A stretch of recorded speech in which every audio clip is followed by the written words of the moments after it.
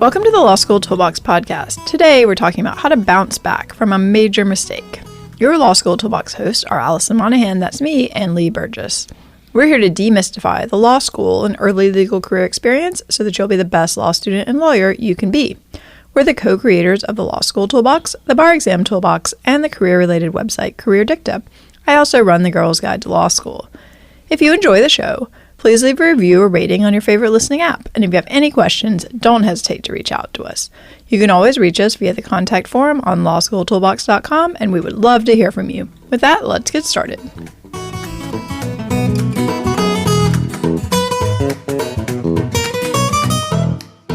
Welcome back. Today we're talking about how to bounce back from a major mistake, one of those school, career, or personal screw-ups that seems like it might cause major problems for you. It happens.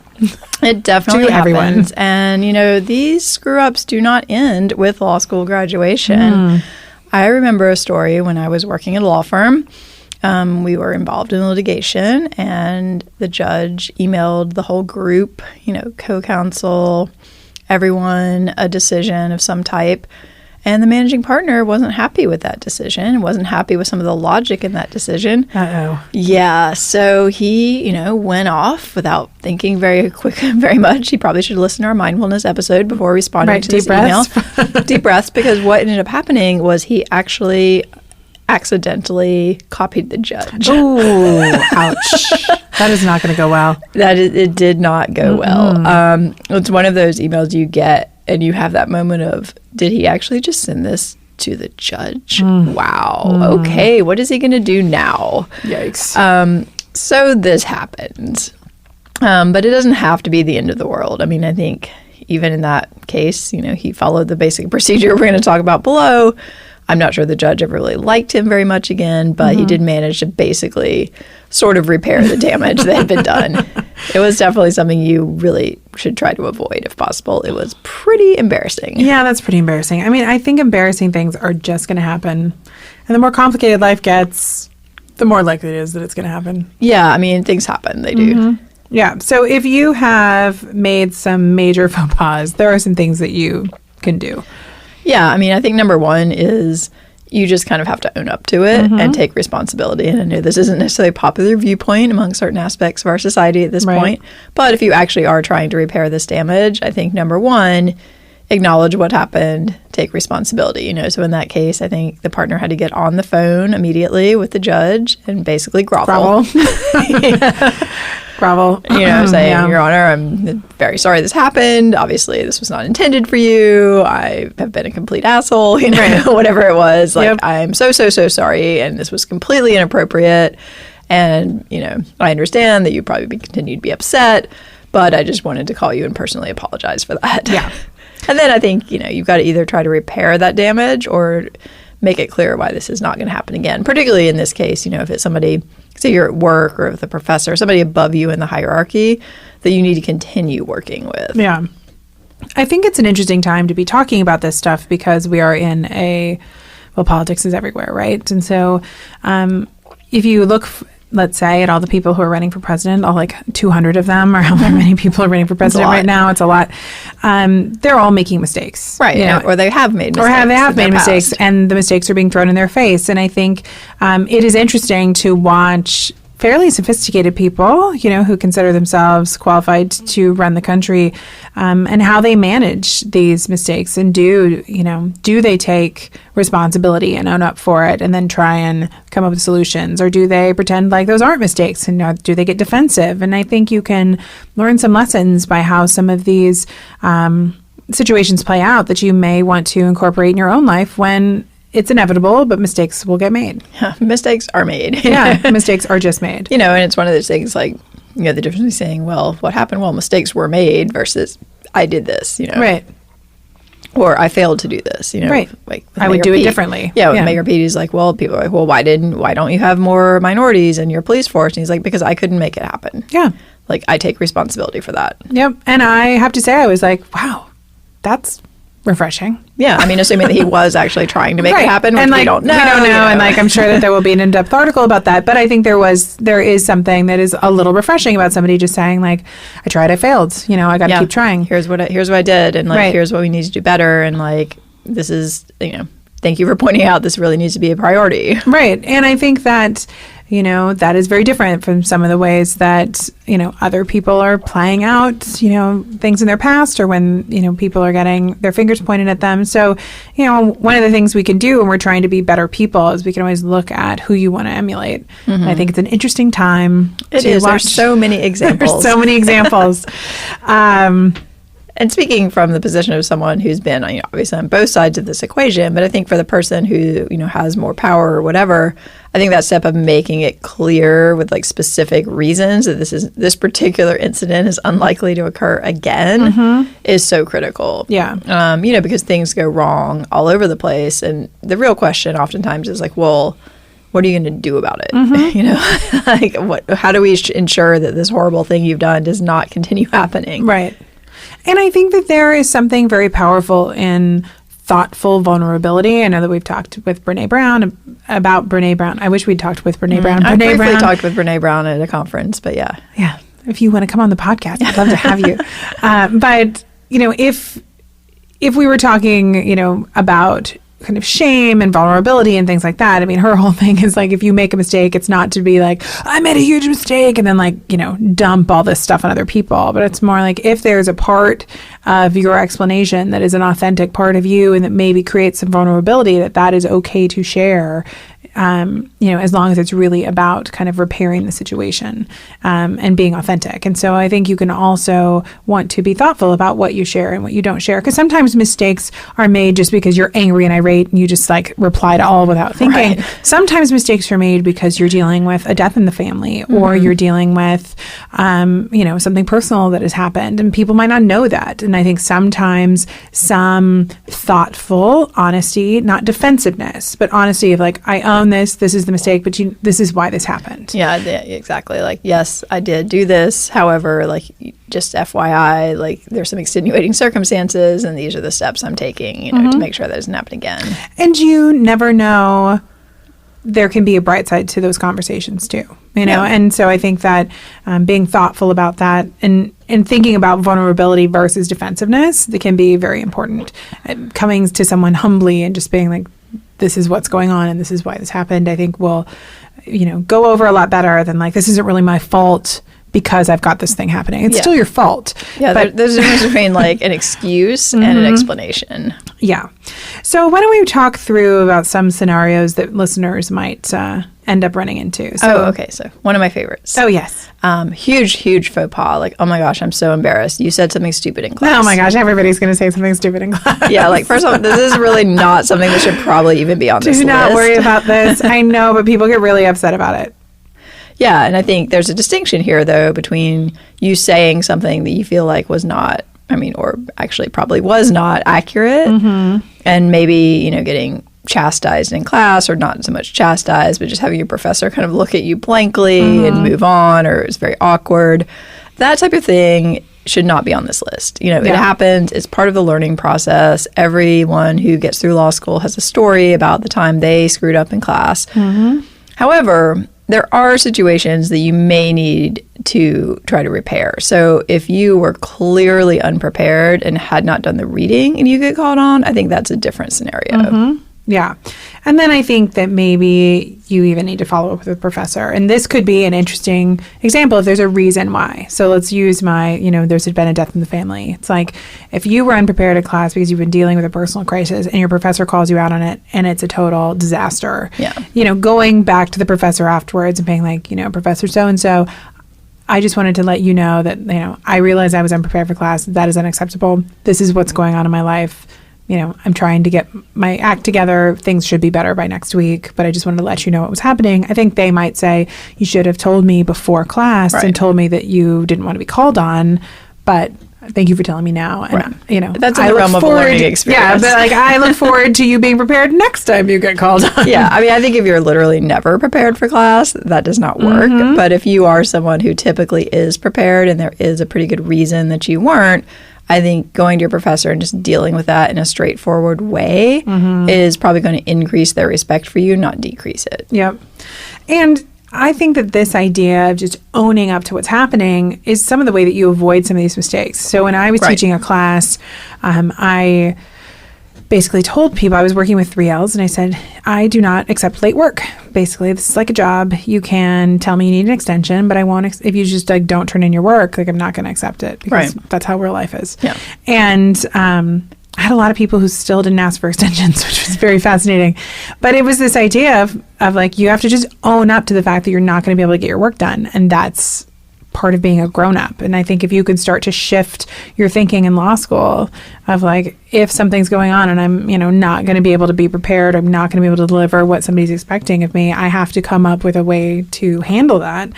It'll serve you better when you start working.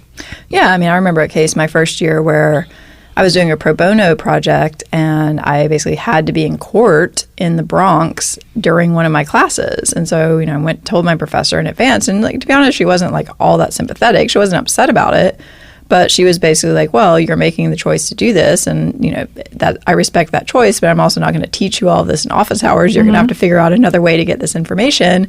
So don't expect me to do that, which I thought was totally fair. Yeah. I think that's, but I'm sure she just at least respected the fact that you like owned why you weren't going to be there. Well, I mean, versus just not showing up. And I think it was like, the second to last week of classes or something. Like, it was pretty close to exams. I didn't want to just not be there. Yeah. I wanted to make sure she knew why, but she wasn't also going to give me a whole lot of brownie points, even though I was like theoretically doing something nice for the world. She was like, well, that's a choice. Yeah. And I think that when you're a people pleaser, and I think some law students are people pleasers, it can be hard to own up to like, I might disappoint you. Oh, well. Right. I think, people can have the reaction they have, and you can't expect them to be like, oh, that's so great that you're doing this. Like, are you a nice person? You're doing this pro bono project. Like, I'll have a second class for you. She's just like, okay, like, I understand that, and like, good luck with the case. But if you're not in class, like, you're not in class. Yeah. I think the scenario that's probably going to come up more is that you do something really dumb at work. So yeah, because that happens. It does, yeah. The first time I did something really dumb at work was my first summer. I was working at the U.S. Attorney's Office, and I was taking a plea agreement, and they had given me like a template, and they told me to update the template, and they maybe weren't as direct with the directions, but I definitely did not go over everything with a fine-tooth comb, and I submitted a plea agreement to the court that had errors in it. Oh, no. Oh, yes. And I and my supervisor who was sitting behind me got reamed in open court by the judge, who was super mad. Wow. And, the judge had a right to be super mad, because that was a huge mistake on my part that I didn't know what I was doing, but it was my job to figure out what I was doing. Right. And that was a rookie mistake on my half. And then my supervisor didn't proofread everything I did. So it was a rookie mistake on her part, because she should have caught the mistake before I went to the judge. But I was like shaking, my knees were shaking, because you're standing up there on the podium in my suit, getting yelled at. I'm between a 1L and a 2L, And so I called my dad after this happened, who's a lifetime litigator, and he had been a assistant U.S. attorney. And I was like, I just got reamed in like open court because I made this mistake. And he was like, well, welcome to the club. That will not be the last time if you do this sort of work that you will get yelled at in open court. And I was kind of like, what do you mean? He's like, because things happen. He's like, you shouldn't have screwed up. Like, you have to own that. But like, this isn't the last time this is going to happen. And I thought that was just kind of a funny response. But I think that's true. You have to figure out how you're going to handle mistakes that are inevitably going to be made. Yeah, I think that's right. I mean, it's almost like getting, the bad answer in class. If you are a career litigator, of course you're going to screw things up. Like, we all screw things up. And it might be something totally minor. I remember getting, like, whisper yelled at in court by, I think, actually the same partner who'd sent the email to the judge, who was, basically, like, giving me a really hard time because I hadn't made the right number of copies. And, he was like, I need to hand these out to the judge and the jury, and like, we don't have the right copies. And I was like, you didn't, like, why is this my problem? So their first reaction, I think, is to get defensive. Like, this wasn't my job, like, whatever. Like, nobody told me how many copies to make. But, his point, which he said later, was like, your job is to make me look good. And if I look bad, like, whatever it is, you failed in your job, basically. Yeah. And so I think that oftentimes, one, you have to own that you made this mistake, but I think that, as you are fixing it, the end result of this is what lessons can you learn so this doesn't happen again. So I will tell you, I did more plea agreements for misdemeanors during that summer, and I was like line by line proofreading every single plea agreement to make sure there wasn't a period that was misplaced, because I did not want to get yelled at again in open court. And I'm sure that my supervisor went line by line and proofed everything. And I think that was a valuable lesson for me. I think I was much more careful, especially around documents and things that I wasn't that familiar with, because I think it can be easy to get overly confident, especially when you're new and you don't really understand everything that you're doing, that you have to double and triple check things. Well, I think sometimes people think it doesn't matter, like that somebody else is going to check their work. And like maybe that's true, maybe that's not, but you cannot assume someone else is going to check your work. They don't always have time. No, they don't have time, or they just assume that you've done it competently because you're getting paid a lot of money. Well, probably not as an intern at the No, I wasn't. But at a firm, like you're getting paid a lot of money. And as someone who would sometimes have to supervise people, it was maddening when people sent me stuff that they clearly had not bothered to go through, because I'm like, why is this my problem? Like, this is your assignment. You're getting paid a lot of money. Like, I don't care if it's boring. Right. Sit down and do the actual work. I remember as a second-year summer associate, I wrote a letter to, I think, a client or something, and I was feeling pretty good about that letter. Had a lot of good research in it and whatever. And the next day, the supervisor, he was probably like a 5th or 6th year attorney, calls me into his office, and he says, well, the letter's pretty good. There's only one problem. I said, what's the problem? He's like, you misspelled the client's name. And he's like, yeah, that's a real problem. Yeah. And I think, but there are situations where they would have had something to go out fast, and somebody might not have caught that. He really reamed me for it. I was like, immediately I was just like, oh, wow, that is really bad. Like, he's just like, you cannot do that. And you have a high attention to detail. Relatively. Yeah, I think you do. Yeah, relatively. Yeah. Things you happen. can spot an error. Yeah, true. Yeah. It's harder to spot in your own work. But ever since that, it was the same thing. It was like a good learning experience, because ever since then, I have always triple checked like names and spelling. He's like, because of course people notice. Of course. Yeah. People misspell my name all the time. And of course I notice. Yeah. Or they call me man. We were just talking about this. Yeah, exactly. Like they may think Lee is a man, even though her picture is all over the internet. They think my name has 2 L's, even though it's spelled with 1 L everywhere else. So I think, if you feel like you've done something really stupid, looking at it as a learning experience is probably the best way to go about it. And I like the point that you made about you can't always be sure that somebody has time to proofread, because I was on a trial team, and my job was to basically sit at the office and research questions that were getting emailed to us from the room.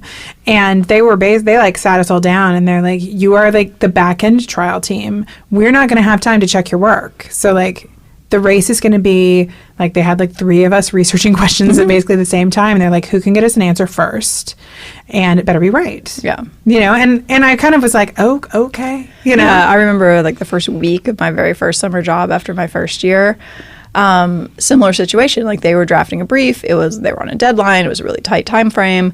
And someone came into my office and they said, okay, we need you to research this contracts question. Are you familiar with Corbin on contracts? I said, is that a website? And they were like, that's a book. Let me take you to the library and show you this book and look in this book and find the answer to this question that I need. And so I did that. I had an hour, and I turned it around, and I found what seemed like a pretty reasonable answer, and I sent it back to him. And he picked up the phone and called me. He said, how sure are you that this is right? I said, well, considering that I've had 1 year of law school and had never seen this book before, I'm pretty convinced it's right. He's like, I need you to be right because I don't have time to look it up and it's going into the brief. Yeah. And it was very eye-opening. I was like, oh, wow. So there's this real life. This is real work. Yeah. In the end, he did tell me later that he actually had checked it over just to be sure. But probably wise on his part. Yeah. He was like, well, I realized I didn't want to be committing malpractice. Yeah. He's like, and it was right. But yeah, I think this idea that you might be that last line of defense is something people have to start really taking seriously. Yeah.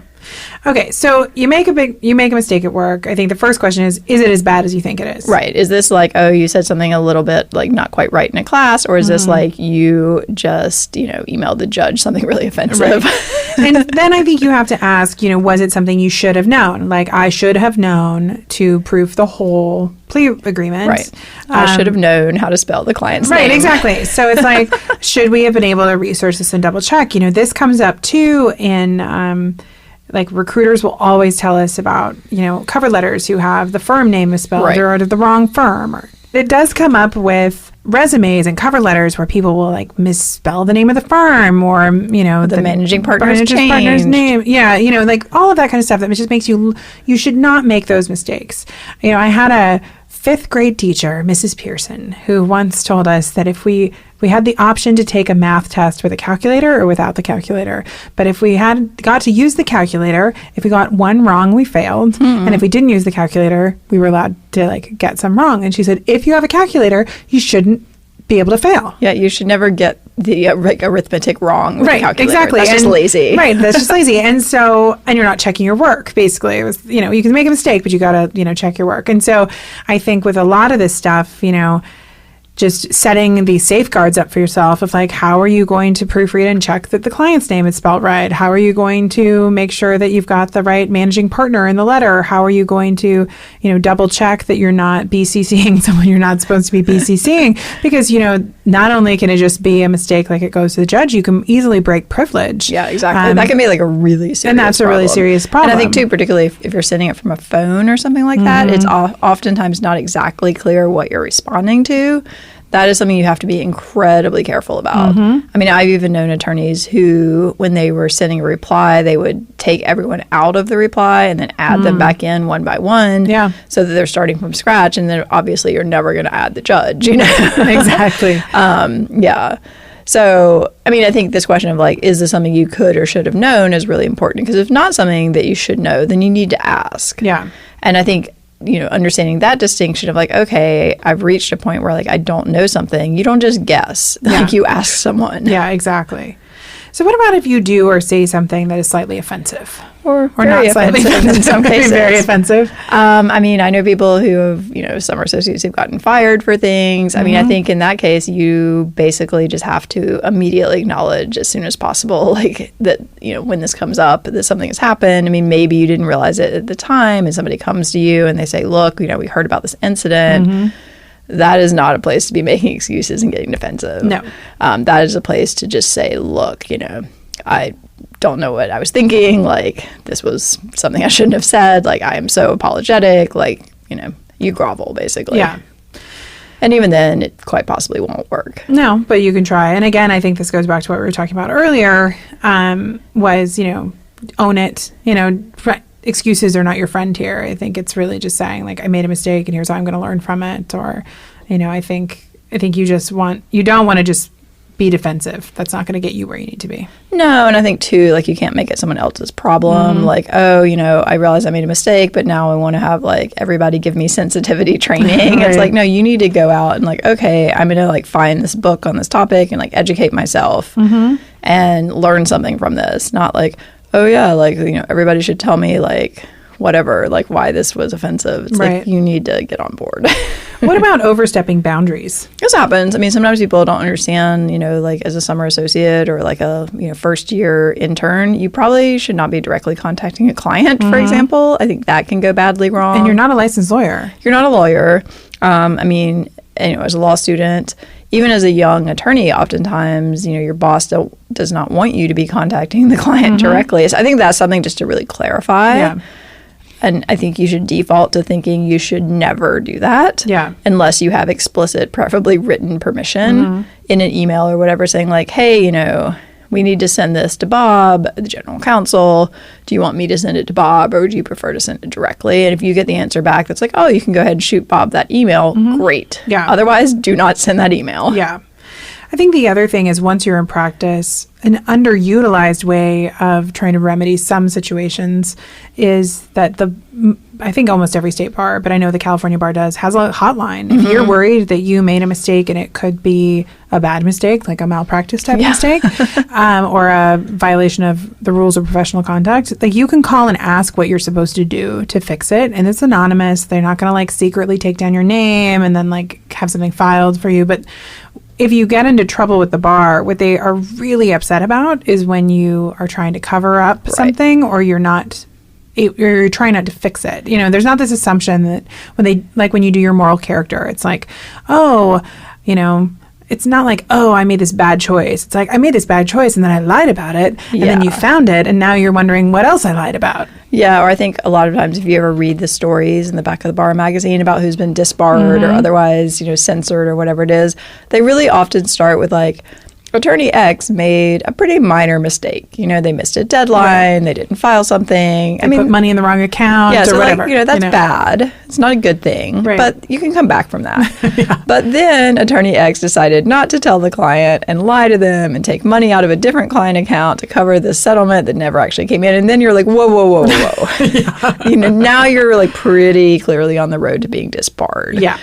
So I think dealing with that, you know, sort of initial, and Lee Rosen actually writes some great stuff. I read one of his years ago. We can try to find it about like getting a call from his malpractice insurer when he had screwed something up, and just that moment of when you're just like, oh God, oh yeah, this happened. Yeah. Okay, you know, and that feeling that you just want to hide under the table, but you have to deal with it.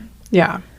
So I think that's an underutilized resource. No, I think that's a great point. Call the state bar if you're really concerned. And you can, even I think if you're in a firm situation and maybe you've made a mistake and before you go talk to your supervisor, you want to have more information, you know, again, it's like anonymous. They're not going to be able to know. So, and this should not be like, I misspelled something in a discovery request. Right. Yeah. This should be like, I accidentally CC'd someone and I think I might have destroyed attorney-client privilege. Right. I think I might have lost privilege. I think I might have, missed a filing deadline. I think that I might have done something. Well, you should not be filing, but no, but I mean, like, it's depending on, like, if you're a solo practitioner, it may be like up to you to make. Well, no, I'm saying as a student. As a student, no. But like, you know, there are many things that, you know, points, especially in early practice, where you may make mistakes. Sure. And so you want to, you know, utilize those resources. But the reality is pretending like it didn't happen is never the right solution. Yeah, I think you want to think immediately about who do I need to talk to about this? Yep. How are we going to fix it? And how can we ensure this doesn't happen again? Yep. And that might be processes that you put in place that you didn't realize you needed for yourself, or some sort of technology thing. You know, maybe you take off the ability to like BCC people, whatever. Yep. But you've got to figure out, you know, how to prevent this from happening. Yeah. So the other thing we wanted to touch on, you know, is that you're going to screw up in your personal life too, but that's really beyond the scope of this podcast. Sorry. But it is important that these skills of kind of practicing, owning up to your mistakes, they're going to have ramifications in your personal life too, because you're going to make mistakes in your personal life. Yeah, and I think this is important. And sometimes people in school or young lawyers think like it's not very important, you know, maybe less important than a work screw up to try to repair if you've done something with, you know, your significant other, your kids, your family, whatever, even friends.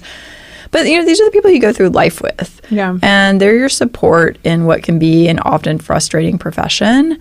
So I think, you know, trying to keep those relationships as solid as possible is going to benefit you personally, but also in your career. You know, and so having somebody that you can talk to, whether it's a therapist, friends, maybe a religious counselor, some sort of coach, it can be really helpful in preserving all different types of relationships. You know, you can also check out different books and websites, but making these relationships a priority and figuring out how to repair your screw-ups is really not wasted time. No. And oftentimes I think the patterns we get into in our home life are often repeated in our professional life, and vice versa. Yeah, exactly. Like your relationships in one context or your relationship skills are likely to overlap. So, you know, if you are somebody who is totally out of control at the office and yelling at people and getting really frustrated, you're probably not going to be an angel when you walk through the door, and vice versa. You know, if you're fighting a lot with your significant other, having issues with your kids, it's probably going to impact your work. Yeah. And, you know, we all only have so much patience. Yeah. So it's a limited resource. There is a limited resource. But I think that overall, you know, just learning how to repair any mistakes that you make is going to make you feel like a better lawyer, a better professional, a better law student, and a better human as a whole. Right. I think it can give you that self-respect to at least be able to say, okay, I did screw something up, but I took responsibility for it. I apologized. Mm-hmm. I'm taking steps to do better. And then years later, you can laugh about it. That's right. Exactly. All right. Well, with that, we are out of time. If you enjoyed this episode of the Law School Toolbox podcast, please take a second to leave a review and rating on your favorite listening app. We'd really appreciate it. And be sure to subscribe so you don't miss anything. If you have any questions or comments, please don't hesitate to reach out to myself or Allison at lee@lawschooltoolbox.com or allison@lawschooltoolbox.com, or you can always contact us via our website contact form at lawschooltoolbox.com. Thanks for listening, and we'll talk soon.